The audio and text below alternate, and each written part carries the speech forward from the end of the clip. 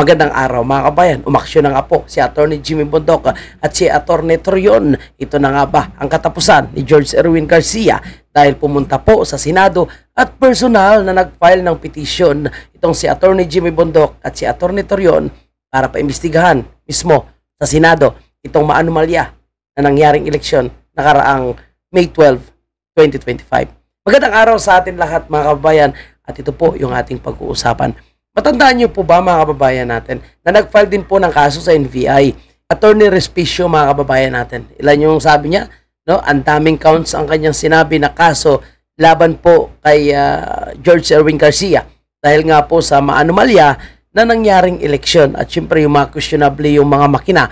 At the same time po, alam mo yung maraming lumabas na yung binoto nila is Duterte, ang lumabas na mga doon sa resibo, yung mga pangalan ng mga makakaliwa at pangalan ng mga pink dilaw at mga bangag, no, na hindi naman daw po nila binoto. At yung iba naman, ako nasaksihan ko po yan mga kabayan natin, since bawal mag-picture, bawal mag-video, hindi natin na-record, mismo doon mismo sa presinto kung saan ako bumoto, no, yung mga nauna sa akin, sinasabi nila na overvote sila pero 10 lang yung kanilang binoto. Tapos yung isang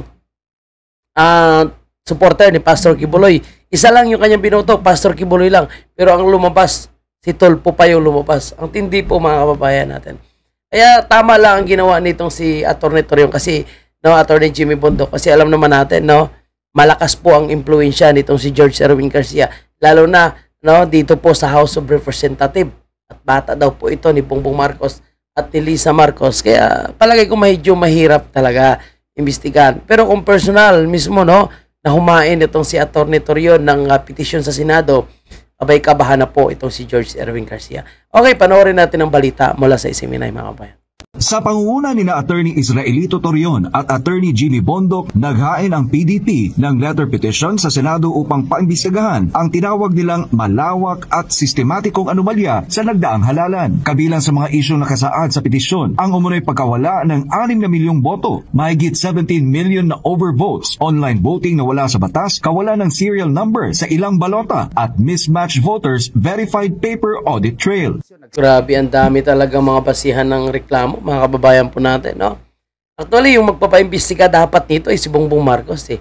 Dahil, di ba, ikaw yung leader ng ating bansa, tapos nakikita mo, maanomalya ang eleksyon, tahimik ka lang. Tapos alam mong ipagmamayabang pa ni Bongbong Marcos na napakaganda daw po ang naging resulta ng eleksyon at katanggap-tanggap daw po. Sila, katanggap-tanggap para sa kanila. Di ba? Kasi kung tutuusin, wala talagang mananalo sa kanila. Duterte talaga yung mananalo. Ayaw nga nila ng manual counting, di ba? Ayaw nila gawin yung manual counting. Doon pa lang may patunay na may tinatago po sila. So palagay ko itong mangyaring investigation sa Senado, lalo na nandyan si Senator Marcolita, nandyan po yung ibang kaalyado natin, no? Magandang magkaroon ng kasagutan. At ipatawag itong si George Erwin Garcia, itong Miro, itong mga ilang opisyal ng Comelec, no? Mga kababayan po natin, and of course, yung mga ilan po sa mga dinaya, ilan po sa mga pinadisqualify, no? Gaya nung kalaban nitong si Atras Abante, di ba? So dapat humarap din sila diyan sa Senado at ilatag nila yung kanilang mga ebidensya para lalong madiin po itong si George Erwin Garcia. And of course si Atty. Respicio.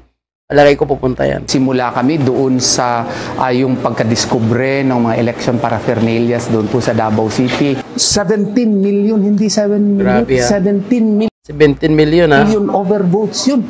Imagine 17 million people na boto nila hindi po hindi po yun nabilang lahat. Yung mga balota walang serial number nandito rin. Nako. Saka yung hijack transmission of election returns, yung creation nga ng data center 3. Lahat po yan iniisa-isa po namin dito. Isinama rin sa reklamo ang umunoy questionabling procurement process at pagtatayo ng isang data center 3 na wala anyang malinaw na basihan sa batas. Gate ni Torion, layo ng kanilang hagbang na masigurong hindi na maulit ang ganito mga problema sa 2028 elections. Maganda po yung preparation mga kababayan po natin, di ba? Lalo na 2028, talagang gusto nilang gawin ang lahat para matalo nila yung ating vice presidente sa pagka-presidente pagdating ng 2028. Kaya kailangan talaga magkaisa tayo lahat. And suportado natin itong ginagawa ng ating mga abogado ngayon, no? And syempre si Atty. Torion and Atty. Jimmy Bondok. Hindi po. Kasi kung pamulitika po ito, no? Sana, election protest nga. Tama si Attorney Jimmy Bondok doon. Para talaga ito sa bayan, para makorek po whatever irregularities or misdemeanors that may have been committed in the last election so that sa 2028 po, wala na po tayong mga problema na ganito. Paliwanag naman ni Attorney Bondok ang kanilang hakbang ay para sa legislation at hindi para sa personal na interes. Kasi kung gusto namin makaupo, electoral protest ang ipapile natin for under the jurisdiction of the electoral tribunals. Ano? Ito po ay para sa legislation sa hinaharap, para hindi maulit. Bukod sa kasong isinampa sa Korte Suprema, naniniwala ang PDP na walang legal na hadlang para humiling din ng investigasyon sa Senado. Umaasa sila na sa pamamagitan ng pagdinig, matutukoy ang mga responsable at maipapasa ang mga kinakailangang batas para masiguro ang integridad ng eleksyon. Yun po mga kababayan po natin, no? At good job po siyempre dyan kay Atty. Jimmy Bondok and Atty. Torion sa kanilang ginawang pag-file nitong petition mga kababayan po natin sa diyan sa Senado, at sana po is hindi po ito tutulugan, no, at gawa na agad ng investigasyon kung I think si Amy Marcos ata yung in charge or yung chairman ng Committee on Electoral Reform, si Amy Marcos ata. So abangan natin ito mga kababayan po natin, and hopefully maparusahan yung dapat maparusahan, no, at lalabas dito yung mga ebidensya, although ito ay hindi naman, ang purpose ito ay hindi para mag-file ng kaso, no, kundi ang purpose nito is para makabuo ng batas legislative, no, na mga batas para nga naman hindi na maulit ang nangyari. Kasi kawawa po tayo, no, talagang gusto natin manalo ang karapat-dapat, pero ang mga nanalo, kita nyo naman ngayon, no, yung mga walang kwenta-kwenta at mga personal interest ang kanilang ginagawa, pera-pera, lalong-lalo na itong si Soto, siya, no, itong sila Bam, sila Kiko, kapo tayo, bakit nanalo yung mga ito, no.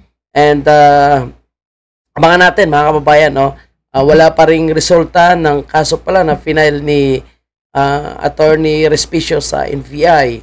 So wala pang update doon. Baka mamaya sabay-sabay, no.